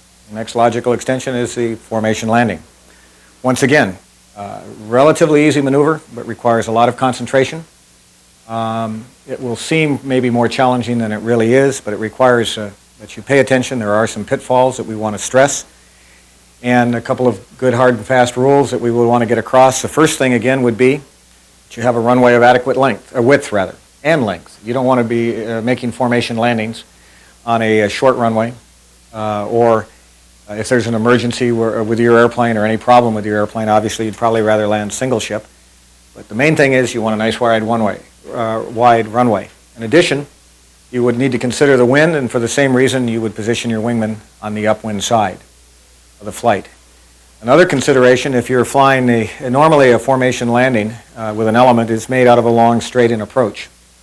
But if it's made out of a rectangular pattern where you're bringing your wingman around the base, you would probably find the wingman would be more comfortable on the outside of the turn. It's very uncomfortable to be slow and on the inside of the turn with your airplane in the landing or dirty configuration. But those are small items. If the lead's airplane will fly, yours will fly. It doesn't really matter which side, but you'll find that your wingman is normally more comfortable on the outside of a turn if your landing approach requires a turn. But if anything, a formation landing obviously requires a longer than normal straight-in. You've got a wingman, you have to configure the airplanes, you have to slow them down, you have to operate your throttle within a narrower band. So it takes time, so you can't rush a formation landing. You want it to be good and to look good. It probably takes a 2 to 3 mile straight-in final to get everyone squared away, trimmed out, and to make the pattern look right. All right, now the most important difference between a formation landing or the formation position that you would maintain and that what you might assume would be that you fly, again, just like the takeoff, that you stack almost line abreast of your lead airplane, and also, when viewed from behind, that you stack level. Don't want to stack low on your lead. When you're on final, you want to stack level, almost line abreast, and we'll explain why in a minute. Now, before we get to this position, we have to configure the airplane in the landing configuration and get all slowed down, and this takes time. You can't just fly your normal rectangular pattern when you have a wingman. It takes time. So the first thing you would do, if you were in the T-28, might be to put the speed brake out, to slow the airplane down to the pattern speed. You also want to make minimum power adjustments. So as a good leader would find that power setting that would maintain the proper speeds, which in the 28 happens to be about 1850 RPM and about 23 inches. And if you would set that power setting, you will find that all other speed changes will be handled by configuration changes. So you set a good power setting, and then no more power adjustments until you flare to land will make it very easy for your wingman. Now you want to slow down to the pattern speed. You put your speed brake out. Speed brake signal is your hand up like this, which means sort of stop. Head nod to execute it. Down goes the speed brake. We slow to our gear speed. You want to put the gear down. That's the signal for gear down. Make sure your wingman has seen the signal and acknowledges it with a head nod. big nod, down goes the gear. Check that your gear is down and locked. The wingman checks that his is down and locked. And of course, here's a good chance to look at your wingman to make sure his gear is down and locked. Look at him. See that his gear is down. He should look at you and say, hey, your gear's down. He doesn't tell you, but he should tell you if it isn't normal. And I didn't mention this, but when we were talking about formation takeoffs, obviously when you take the runway, you should look over your wingman, and your wingman should look over the lead to see that baggage doors are closed and everything is secure on the airplane. That's what formation is all about, taking care of your buddy. So now we're configured. We have the gear down. Now we want to put the flaps down. We'll use full flaps for landing. Signal for the flaps. Head nod that you see the signal, that the wingman sees the signal. Head nod for execution. Put your flaps down. Now you're all configured. You got a nice stable power setting. Down the final approach you come. And why do we maintain this line abreast and stack level? Well, it's not immediately obvious, but the reason for it is if you would stack low or far behind the other airplane, and if the lead airplane decided to land short or right on the numbers, the wingman is going to be landing short of the runway. You don't want to do that, because when you're stacked low and back, you're really maybe 10 or 20 feet or 30 feet below the lead airplane, and that will totally change your glide path and where you impact the runway or the dirt. So you want to land at the same time your lead does. So you're right up next to him. Maintain that, and you mainly fly off the lead aircraft. You don't have to, you would check the runway or bring the runway into your scan, but you can execute the entire landing by just flying and following off the lead. The lead, again, must carry enough power all the way around. He can never go to idle power until he's ready to touch. He's got to give his wingman maneuvering power. They come around, coming right down to the flare, slowly bring the power back to idle, and both planes touch about the same time. Stay on their side of the runway and roll to the far end of the runway. If you were landing multiple flights of airplanes, as we have in air shows, one of the things that's extremely important to remember, and because this is one of the main times that you will be doing formation flying, is when you land in formation, touch down same time, roll to the far end of the runway, and stay on your side of the runway. Don't go sliding across, because there'll be another element landing behind you. And you would clear on your side of the runway. You don't try to land short and make the first turnoff. Have your wingman cut over behind you and have another element landing behind overrunning you. You don't want that situation. So you land on your side of the runway, go all the way to the end of the runway, clear on your side if you're able to. Or don't cross till you're sure there's no other airplane behind you and you've gone all the way to the end and you know it's safe to cross. Okay? Formation approaches and landings require the wingman to be synchronized perfectly with his leader's aircraft and configuration changes. The landing phase is dynamic as the result of speed, lift, and attitude changes. Low-level turbulence, ground effect, and crosswinds must be considered while maintaining position on the wing throughout the approach.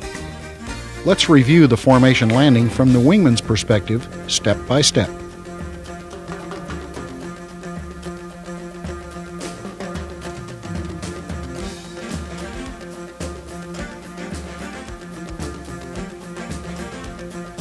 Based on the flight briefing, your leader will guide your flight towards the destination airport with the objective of a section landing. At some point when the approach begins, either on downwind or a long straight-in, your leader will begin to slow the flight to reach gear and flap extension speed. In the case of the T-28, this is usually accomplished by deploying the speed brake. Each configuration change by your leader must be matched by you immediately to maintain position. A good leader will plan configuration changes with enough time so as not to rush the flight.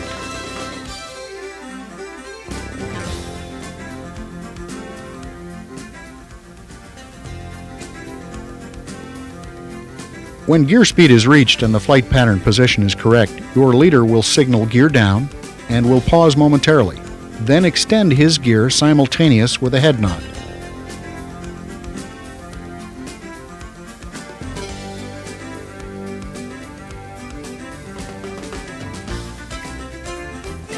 Check your leader's gear down, then confirm your gear is down and locked. Teamwork and mutual protection are essential elements of formation flight.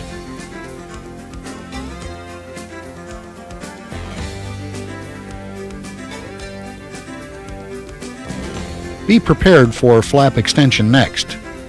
When the signal and the command are given, comply immediately and match your leader's pitch angle change precisely.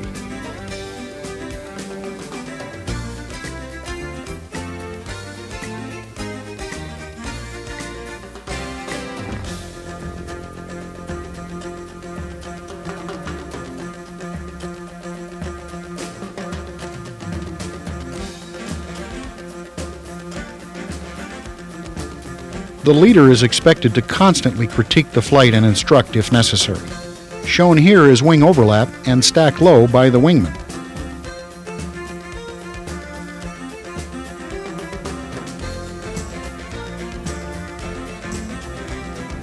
Observe as the leader signals to his wingman to move out and stack up.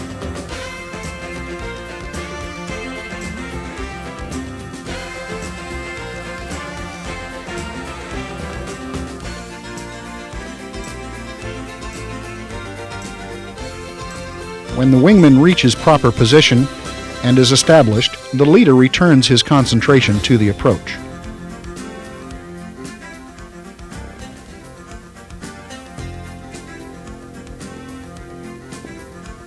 On final approach, fly a wing position of stack level and acute.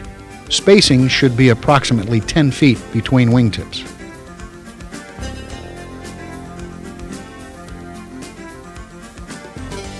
All formation skills learned thus far now must be used to maintain your position. As time and distance for corrections are limited, power control must be timely and precise.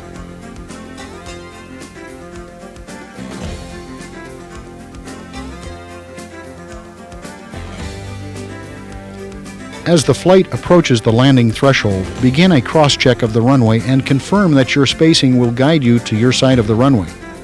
Take additional wingtip spacing at this time as necessary to align your aircraft on your side of the runway, but do not exceed 25 feet spacing.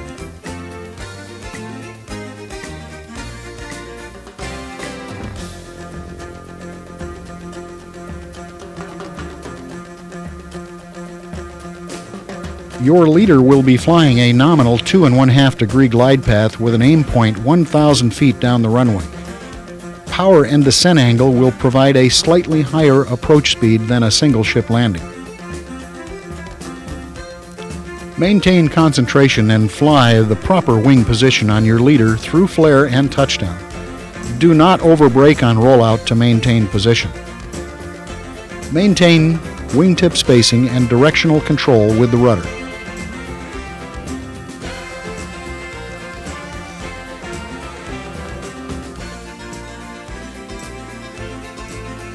Stay on your side of the runway and roll to the end before turning off. Turn into trail on your leader at the tie-in and configure your aircraft as your leader. If you are the last aircraft in trail, call your flight number when clear of the active by saying 2's in.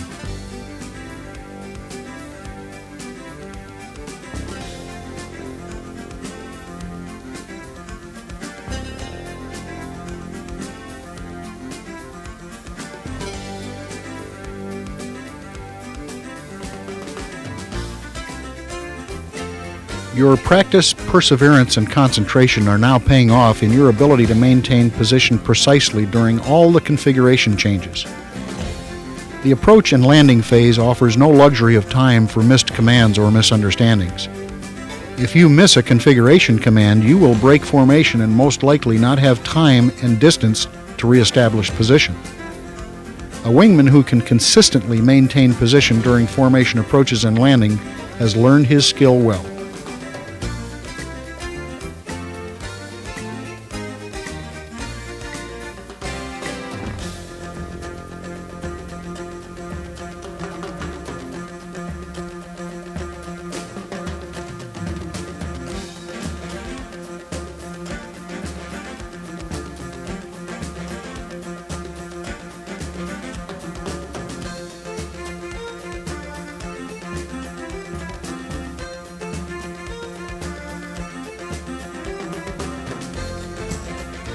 Now let's repeat the session and follow the action and sequence from the wingman's perspective.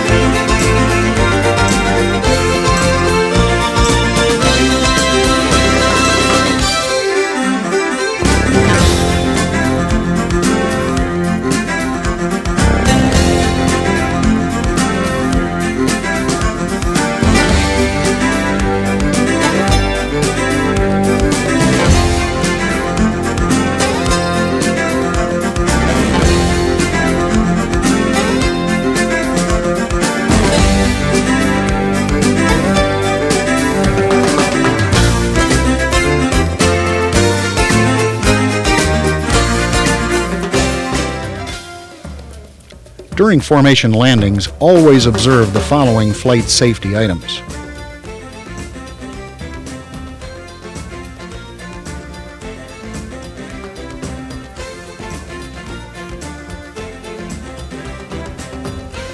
Maintain your level of concentration. Fly a level stack position on your leader. Fly an acute wing position. Maintain more wingtip clearance. Match your leader's configuration changes on command. Flare with your leader to touchdown.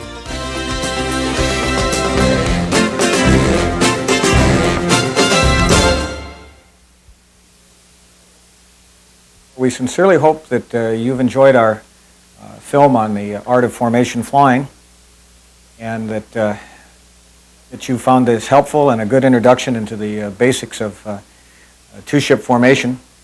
And Darton International hopes in the future, we will be producing rather, a film on advanced formation and on four-ship formation, which is the next logical progression in your step or your quest to become formation qualified. We also encourage you, if you're interested in formation, that you become involved with the Experimental Aircraft Association, EAA, Warbirds of America, T-34 Association, North American Trainer Association, the three groups that have been instrumental in promoting the civilian formation flying, safe formation flying, and that have the check program and the wingman qualification program. So again, on behalf of Darton International, we'd like to thank you for your attention and hope you found this to be informative and interesting. Thank you very much.